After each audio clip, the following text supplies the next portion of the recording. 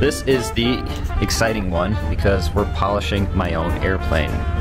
1946 Luscombe 8E. I already started actually, so I kind of polished the whole left side. It's not finished, but it's really mostly polished, so it has a pretty dramatic left side, right side completely untouched.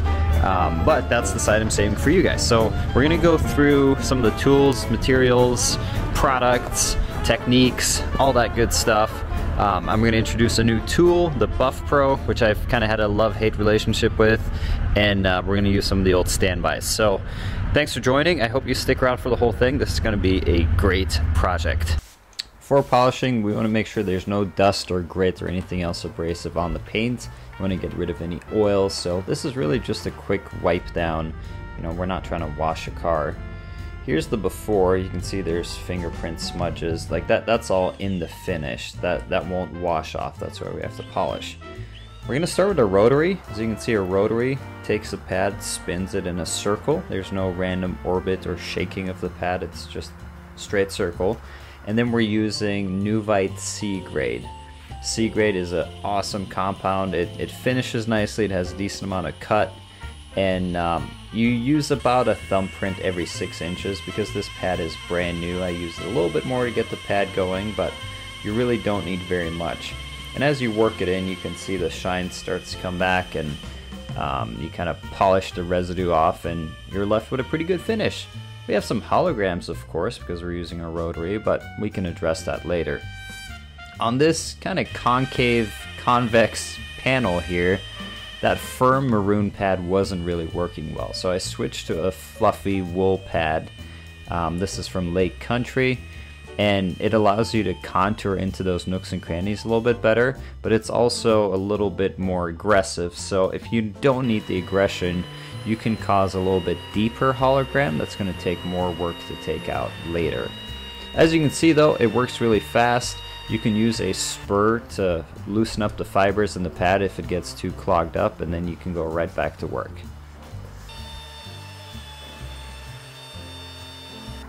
This panel underneath the door had a lot of deeper scratches in it, so I used Nuvite's F9, which is a much more aggressive compound. Still using the same wool pad and rotary, but at a higher speed, higher pressure.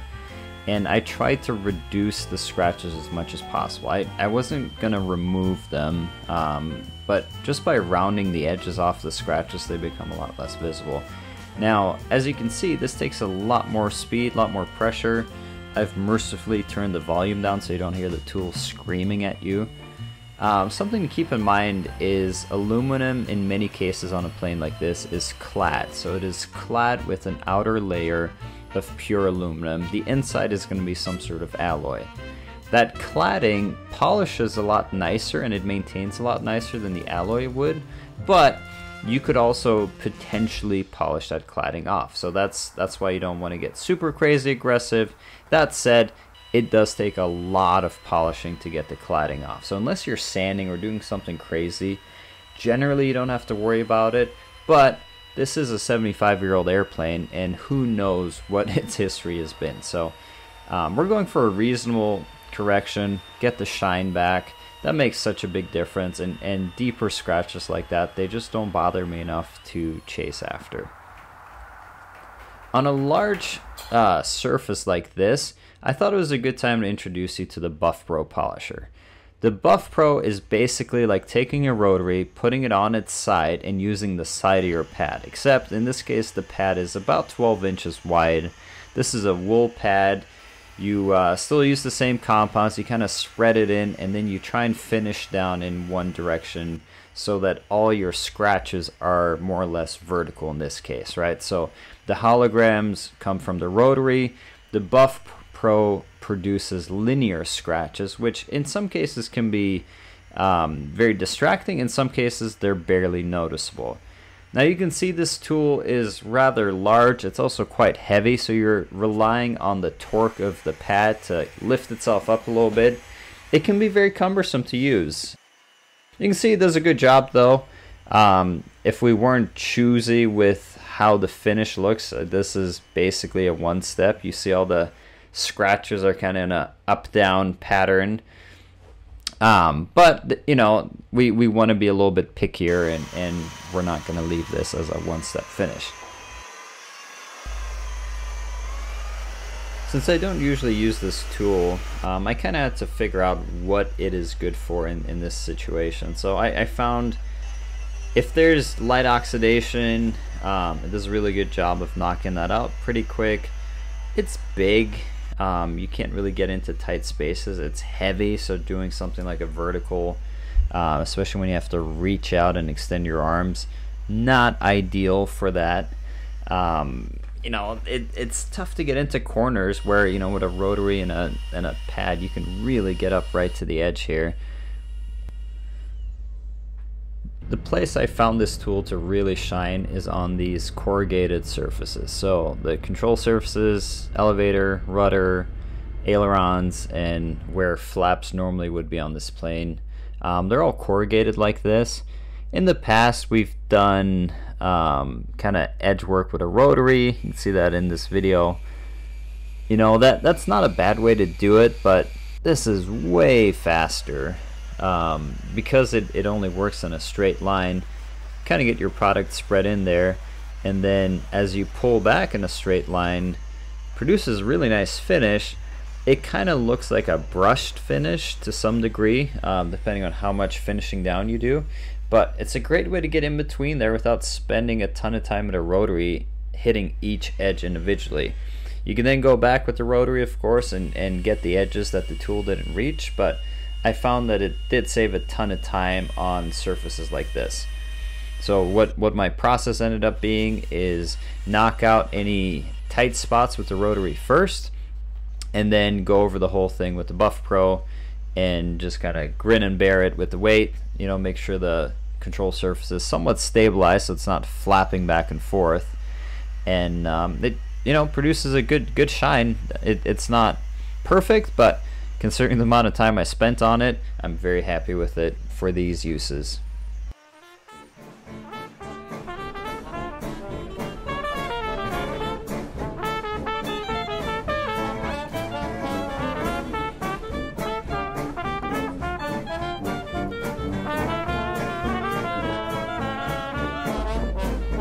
So the first part of that video was February. Now we're in April, late April at that. You can see I'm actually in a new hangar. I'm older, and the plane is still dull on the bottom. So being that the plane has places to go and people to see, we're gonna pick it back up. We still have the underside to do and the wings.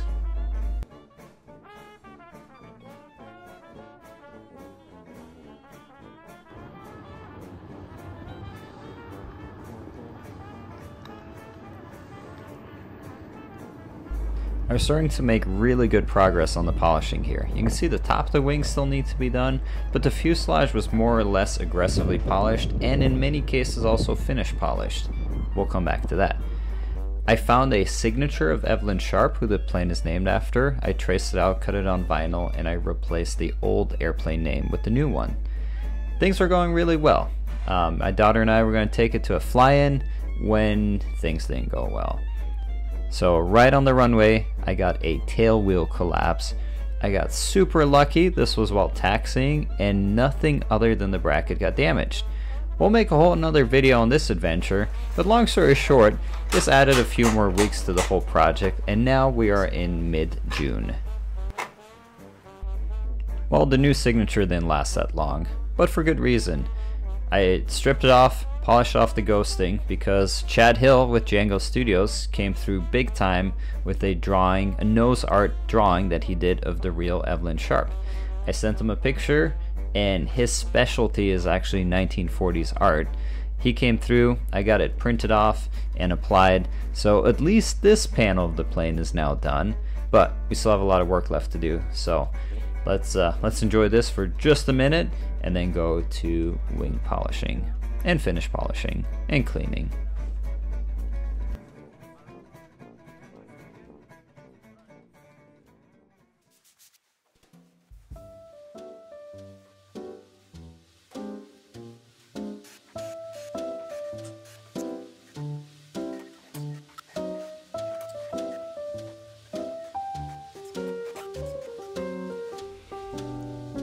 Luckily this plane only has 3 inspection panels on the leading edge on each side, so it's just quicker to take them off, then you don't have to work around them.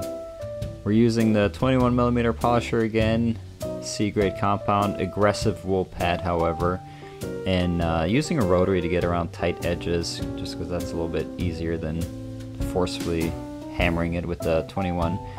You can see this process works really well. I did decide to only do the leading edges for now because the airplane has to go to a 1940s ball where she will be teaching people about Evelyn Sharp, and I just didn't have enough time to get all of the underside done.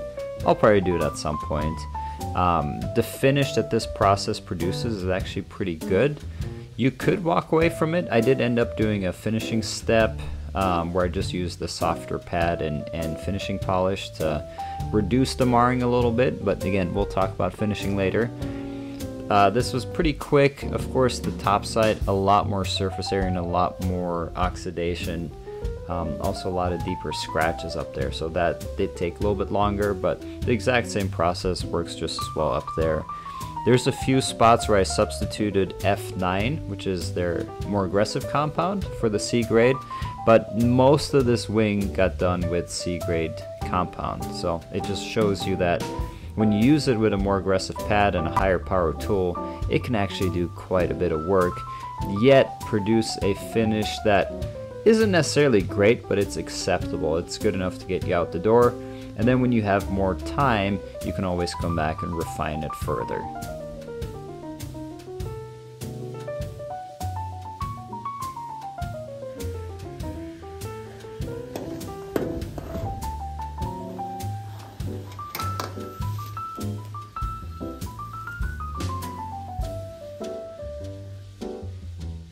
For the trailing edges, we use the buff row again. I found to get a similar result as the dual action polisher, I actually had to use a more aggressive compound.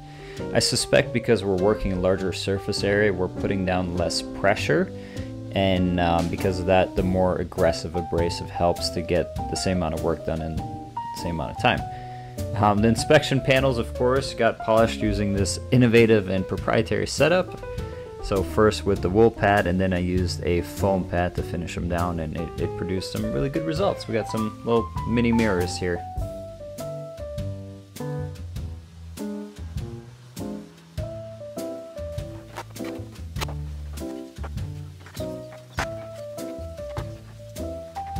So to finish off this plane, now we have to do our finishing polish.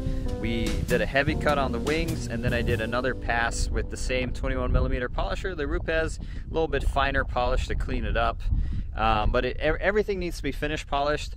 In full disclosure, I actually already finish polished the fuselage, flew the plane to Colorado for an event, flew it back, put like 16, 18 hours on it, flew through a bunch of bugs and rain, so the plane's dirty, it's dusty.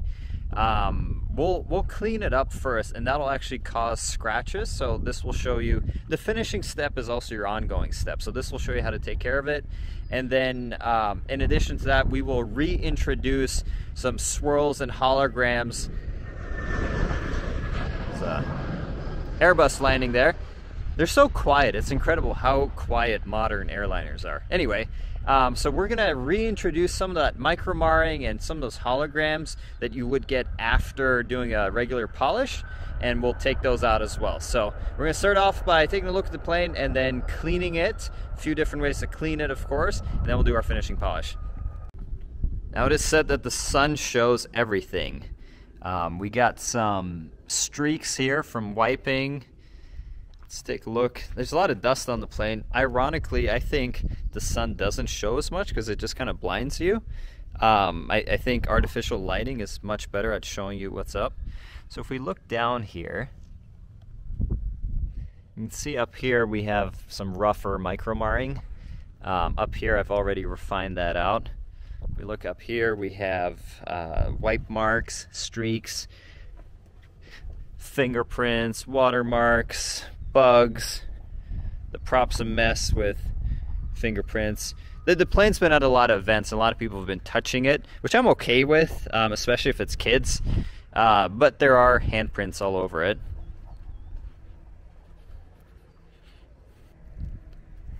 We got some holograms here, so that's from a rotary polisher, right? Down here we have some wipe marks that are showing up in the sun. More holograms here. I've already finished this, so we'll have to dirty that again, but if you look up here, you can see there's dust. The plane's really dusty, actually.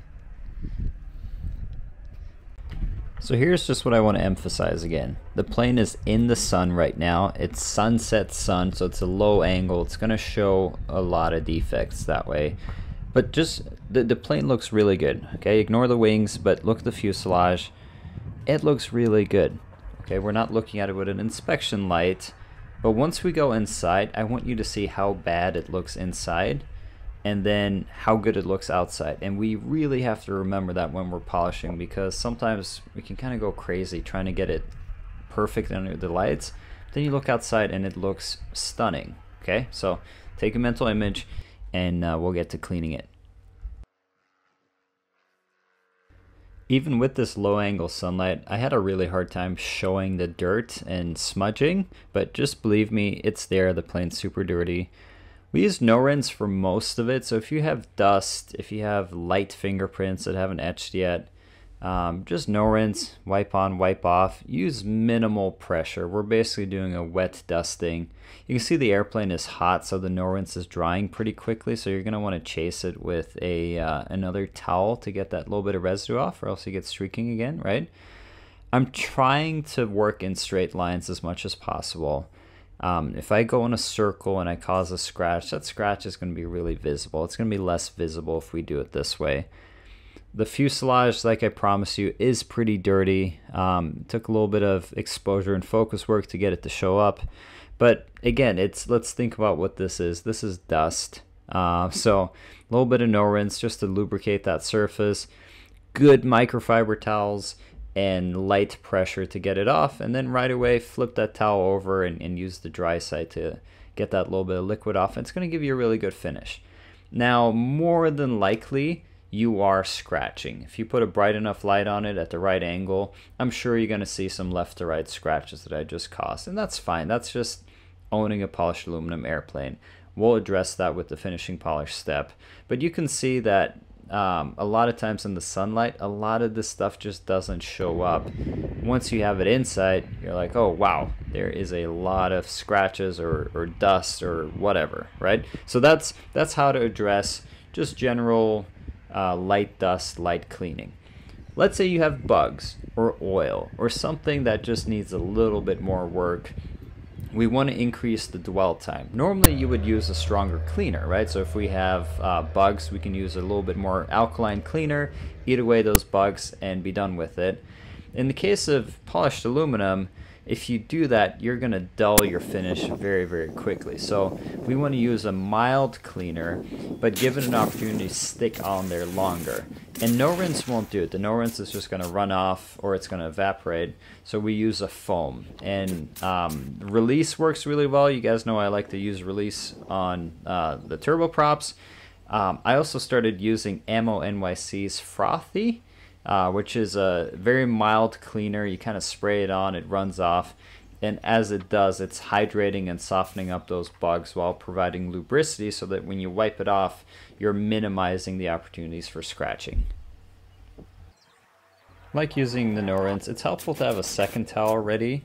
As your first towel gets dirty and saturated, of course swap it out, but then use a second dry clean towel to get any excess liquid off, and it'll leave a really nice clean finish, so you don't really have to follow it up again with no rinse afterwards. So now let's move inside. The sun is setting, so we're out of useful light here anyway. And put it under the artificial lights and see how bad it looks. And look at that. I just showed you what that tail looked like, right? So here's in the sunlight, that lower panel. So we see some holograms, but you really gotta angle down and look for it, and you gotta have low angle light. Here, with artificial light on it, it just looks terrible. So on the right side, you see the vertical buff marks. That's from the Buff Pro. So linear scratches, looks good outside, but there's still somewhat of a distraction. And then that section, I don't even know. We have some holograms, we have micro marking, we have a little bit of everything.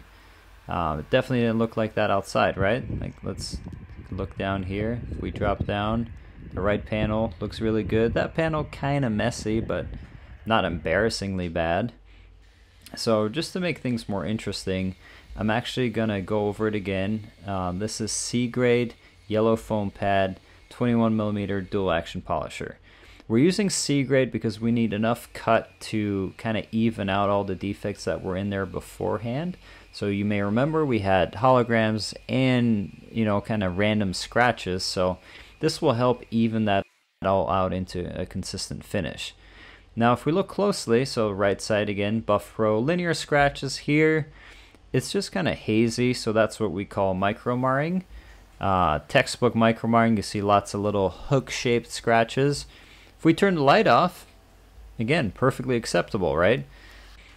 Now for fun, we're going to put in some holograms on the left side, and you can see the clarity is better, but now we have kind of all these circular scratches that cause holograms, so those are arguably more distracting because they follow you around wherever you go. So as you move, the scratches move as well.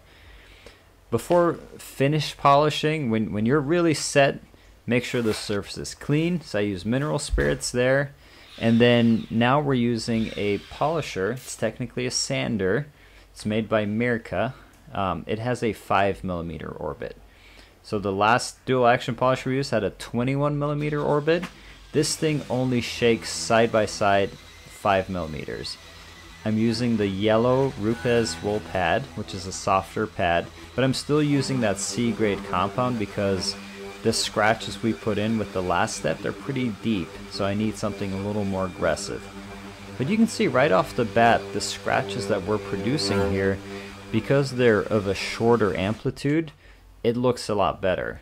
Okay, now if you zoomed in here, you're still going to see scratches, you know, nothing scratch proof, but relatively speaking, again, with way exaggerated light and overexposure, you see how much better that looks?